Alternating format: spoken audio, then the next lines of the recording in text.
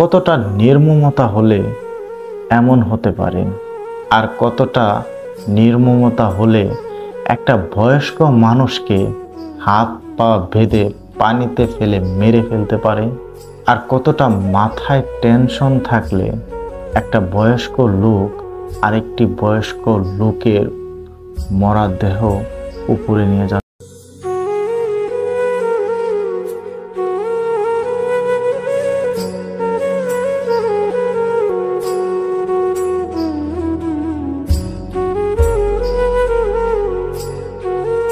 আপনি ভিডিওটা একটু লক্ষ্য করে দেখেন তো, কিভাবে এই বয়স্ক লোকটাকে হাত পা বেঁধে পানিতে ফেলেছে, কিভাবে পারলো এমন করে সারা শরীর বেঁধে পানিতে ফেলতে।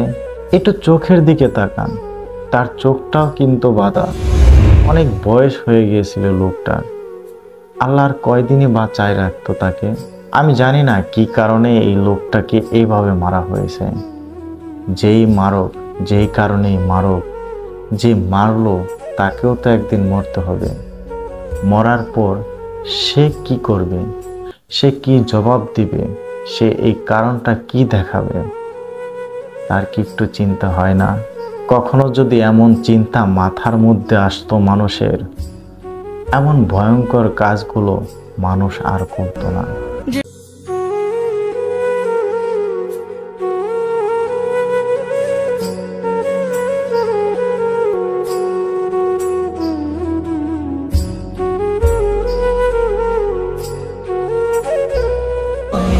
শেষে একটা কথাই বলবো, এই হিংসা বিদ্বেষ খুনাখুনি বাদ দিয়ে সামনে তো রোজা আসতেছে।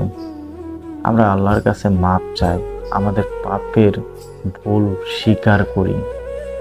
আল্লাহ দেখেন আমাদের এই রোজার মধ্যে আমাদের পাপগুলোকে মাপ করে কিনা, একটা ভালো মানসিকতা ফিরে আসতে পারি কিনা। ধন্যবাদ।